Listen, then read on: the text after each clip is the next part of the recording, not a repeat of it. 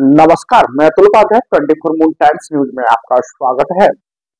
संभल में हुई हिंसा के बाद एक कई वीडियो सामने आ रहे हैं जिसमें पत्थरबाजों और दंगाइयों का सच दिखता हुआ नजर आ रहा है। यह संभल में 24 नवंबर को हुई हिंसा की तस्वीरें आपको मैं दिखा रहा हूं, जिसमें भीड़ के बीच एक शख्स हाथ में बंदूक पकड़े नजर आ रहा है।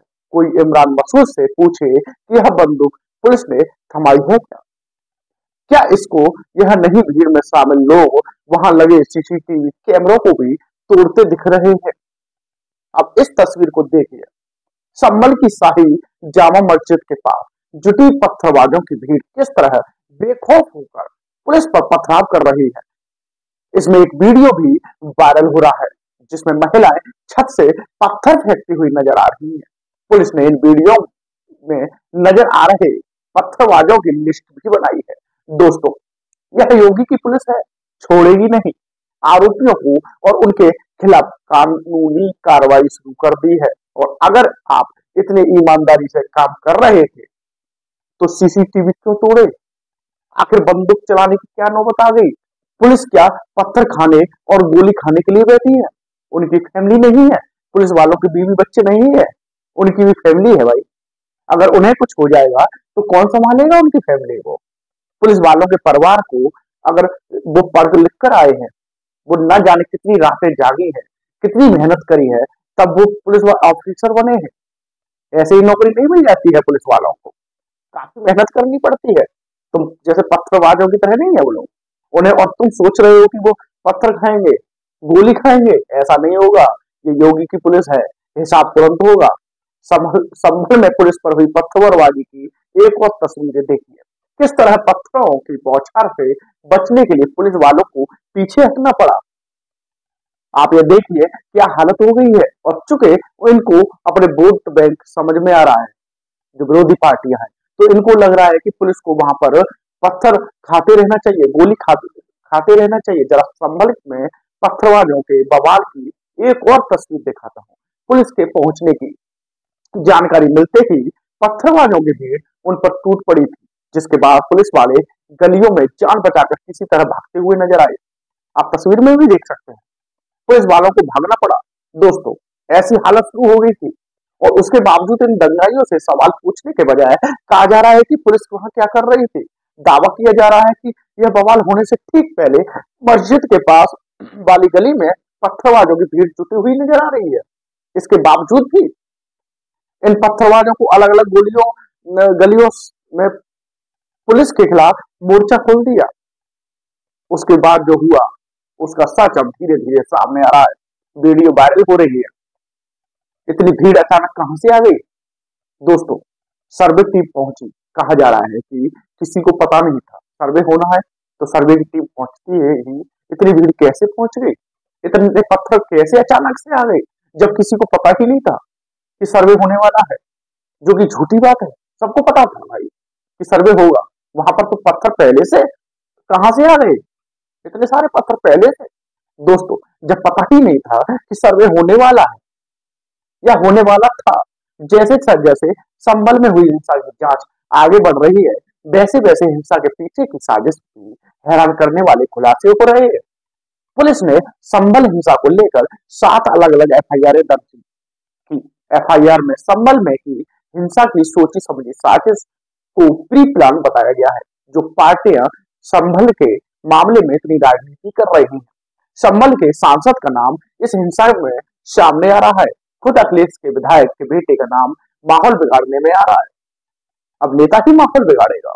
एफआईआर में संभल से समाजवादी पार्टी के सांसद जिया उर रहमान वर को आरोपी नंबर 1 बनाया गया है, जबकि इलाके में समाजवादी पार्टी के विधायक के बेटे सुहेल इकबाल को आरोपी नंबर 2 बनाया गया है। इन दोनों के अलावा लगभग 2700 से ज्यादा लोगों को एफआईआर में आरोपी बनाया गया है। संभल हिंसा को लेकर दर्ज एफआईआर के मुताबिक घटना के दिन मस्जिद में सर्वे रोकने के लिए उपद्रवियों की भीड़ घातक हथियारों से लैस होकर पहुंची थी। एफआईआर में यह भी लिखा गया है कि समाजवादी पार्टी के सांसद जिया उर रहमान वर्क ने भड़काऊ बयानबाजी करके भीड़ को उकसाया। जबकि सुनने में यह भी आ रहा है कि सपा विधायक के बेटे सोहेल इकबाल ने भीड़ से कहा कि मैं तुम्हारे साथ हूं, कुछ नहीं होने दूंगा तुम्हें। इसके बाद भीड़ ने पुलिस की टीम पर धावा बोल दिया। आरोप है कि भीड़ को पुलिस से पिस्तौल, गोलियां और आंसू गैस के गोले छीनने के लिए भी उकसाया गया था। एफआईआर के मुताबिक भीड़ में शामिल 40 से 50 लोगों ने हसन, अजम, सलीम, रेहान, वसीम, आयान का नाम लेकर पुलिस वालों से उनके हथियार छीनने और आग लगाकर मार डालने को कहा। और यह भी कहा गया कि कोई बचकर नहीं जाना चाहिए। कोई कौन? पुलिस ऑफिसर नहीं बच के जाने चाहिए, सर्वे नहीं होने देंगे। एफआईआर के मुताबिक भीड़ ने दरोगा की पिस्टल छीनने की कोशिश की।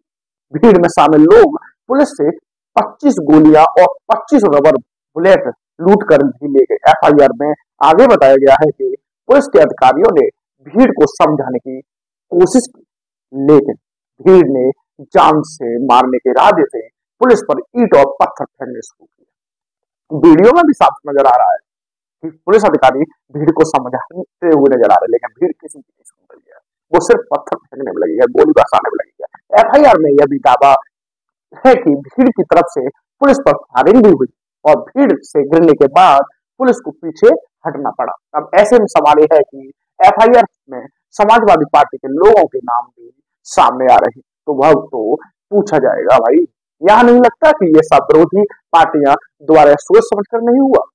भाई मुसलमान को यह लगे कि बीजेपी जो है वह हम पर अत्याचार कर रही है, इसलिए किया जा रहा है। ये लोग वो कहे कि देखो देखो ये क्या हो रहा है, गोली चल रही है, यह यहाँ डर का माहौल बनाया जा रहा है बीजेपी द्वारा, हमें डराया जा रहा है, धमकाया जा रहा है। और फिर मुसलमान का वोट एकजुट होकर यह प्रश्न नहीं पूछा जाएगा कि विरोधी पार्टियां की राजनीति की पोल कैसे खुल रही है, जिसमें संभल का हमदर्द होने का दिखावा यह लोग कर रहे हैं। जबकि एफआईआर में साफ पता चल रहा है कि पहले लोगों को उकसाया गया, दंगे करवाने का प्रयास हुआ और जब एक्शन होता है तो उस पर आंसू बहाए जाते हैं। लेकिन जिन्होंने भी संभल में हिंसा फैलाई है वह बचने वाले नहीं है। एफआईआर दर्ज होने के बाद संभल हिंसा के आरोपियों पर शिकंजा कसना भी शुरू हो गया है। उनकी संपत्ति कुर्क की जाएगी, जितना उन्होंने वहां आतंक फैलाया गया है ना, जितना भी नुकसान किया भरपाई की जाएगी उनकी संपत्ति से। अब तक 25 से ज्यादा उपद्रवियों को गिरफ्तार किया जा चुका है। संभल हिंसा को लेकर दर्ज 7 एफआईआर की डिटेल भी सुनी। पहली एफआईआर दरोगा दीपक राठी ने दर्ज कराई है। सपा सांसद जिया उर रहमान वर्क पर आरोप है कि विधायक के बेटे सोहेल इकबाल का नाम है। दूसरी एफआईआर दरोगा साहब फैजल ने दर्ज कराई है। गाड़ियों में आगजनी करने का आरोप है। नामजद अज्ञात आरोपियों की शिकायत है कि तीसरी एफआईआर संभल के सीओ अनूप चौधरी ने दर्ज कराई। उपद्रवियों पर फायरिंग करने का आरोप है।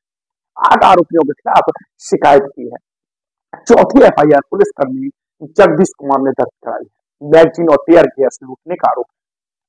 5वीं एफआईआर एसपी के पीआरओ ने शिकायत की है। गोली मारने का आरोप है। 150 अज्ञात लोगों पर केस दर्ज है। 6ठी एफआईआर एसडीएम रमेश बाबू ने दर्ज करवाई है। उनके ऊपर हमला करने का आरोप है। और 7वीं एफआईआर दरोगा विनोद कुमार ने दर्ज करवाया।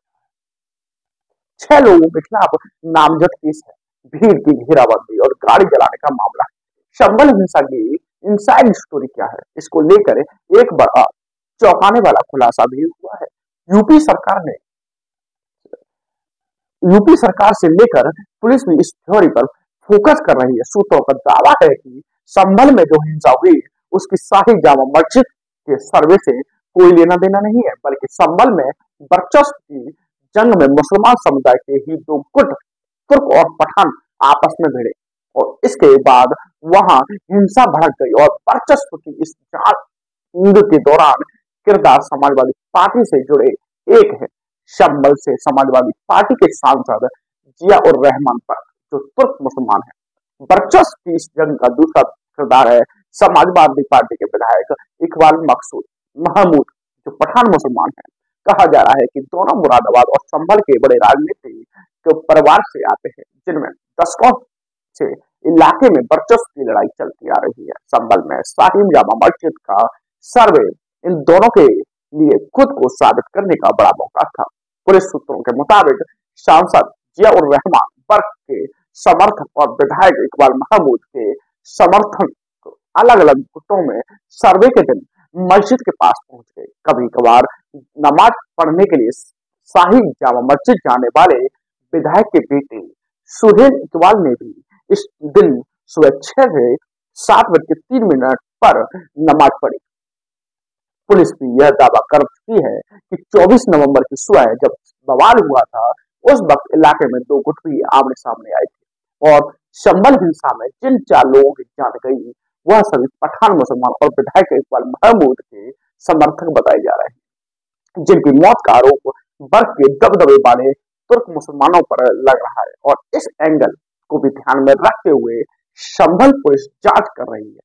अब तक जांच और पोस्टमार्टम की रिपोर्ट के हवाले से यह भी दावा किया जा रहा है कि हिंसा में मारे गए 4 लोगों को इतने करीब से गोली क्यों मारी गई कि गोली शरीर को चीरते हुए पार चली गई, किसी के शरीर से बुलेट नहीं मिली। तो ऐसे में सवाल पूछा जा रहा है कि इतने करीब तो भाई वही आसपास में जो लोग होंगे वही होंगे, पुलिस को हुई नहीं। संभल में जामा मस्जिद के सर्वे के दौरान रविवार को ही हिंसा में पथराव करने वाले शहर के अलग अलग हिस्सों से आए थे। पुलिस के मुताबिक अब तक लगभग 25 लोगों की गिरफ्तारी हुई। उनमें से ज्यादातर लोग हिंसा प्रभावित इलाकों के रहने वाले नहीं। उनके घर जामा मस्जिद से पता है कितने दूर है? 6 किलोमीटर, 7 किलोमीटर आए। इतनी दूर से आए थे नमाज पढ़ने के लिए, पास में कोई मस्जिद नहीं थी। रविवार को सर्वे वाली सुबह जब पुलिस फोर्स का मूवमेंट शुरू हुआ तो इलाकों में अचानक हलचल पड़ने लगी। देखते ही देखते जामा मस्जिद के आसपास की गलियों में पत्थरबाजों की भीड़ इकट्ठी हो गई। पुलिस सूत्रों का दावा है कि यह सभी पत्थरबाज के अफवाहों के मैसेज वायरल किए गए। इसके बाद शहर के दूसरे हिस्से में बड़ी संख्या के लोग जामा मस्जिद के पास गलियों में पहुंच गए। सूत्रों का दावा है कि सुबह 8 बजे से तक 2000 से ज्यादा लोगों की भीड़ मस्जिद के पास इलाके में पहुंच गई। इसमें ज्यादा संख्या उन युवाओं की थी जो मस्जिद के आसपास के रहने वाले थे भी नहीं। और उन उपद्रवियों ने कश्मीर स्टाइल में पुलिस पर पत्थरबाजी, जिस तरह कश्मीर में पत्थरबाजी चेहरे ढककर करते हैं ना, सेना पर मास्क बांधा या रूमाल से चेहरा ढक लिया, दुपट्टे से चेहरा ढक लिया, ऐसे पत्थरबाजी मुंह पे बांध बांध के कर रहे थे। ठीक उसी तरह से संभल भी में भी रूमाल, मुंह, मास्क जो भी मिला मुंह पर लगाया, पत्थरबाजी यानी कि वीडियो बनेगी तो चेहरा उजागर ना हो। इन वक्त पुलिस ने एक्शन लिया। क्या एक्शन लिया दोस्तों? विरोधी पार्टियां अपना अपना गला फाड़ रही है। जैसे पुलिस ने एक्शन लिया, विरोधी पार्टियों का गला फाड़ना स्टार्ट हो गया। देखो देखो मुसलमानों के ऊपर ज्यादती हो रही है, बीजेपी जुल्म ढा रही है मुसलमानों के ऊपर, उन्हें सताया जा रहा है, योगी सरकार में मुसलमान सुरक्षित नहीं है। मतलब तमाम बातें विरोधी पार्टियों द्वारा आनी शुरू हो गई है। पुलिस मुसलमानों पर अत्याचार कर रही है। सर्वे द्वारा क्यों हो रहा था? जब एक बार हो गया था, अरे अधूरा सर्वे था, उसे पूरा करना था, इसलिए टीम गई। तो तमाम बातें जो विरोधी पार्टियां हैं वो कर रही है। फिलहाल पुलिस का सख्त एक्शन देखने को मिला है। पुलिस अपने पावर में आ चुकी है और जो दोषी है और उनको भी वीडियो द्वारा जांच की जा रही है। उनके पोस्ट वायरल कर दिए हैं, उन्हें पकड़ने के लिए टीमें लगाई गई हैं। काफी लोग गिरफ्तार भी हो चुके हैं, विरोधी दंगाई गिरफ्तार हो चुके हैं, कुछ अभी फरार हैं, उनको पकड़ने के लिए टीमें लगाई गई हैं। योगी पुलिस है सख्त एक्शन के लिए जानी जाती है, क्योंकि योगी जी का कहना है कि उत्तर प्रदेश में रहना है तो गुंडागर्दी छोड़नी पड़ेगी। जय श्री राम।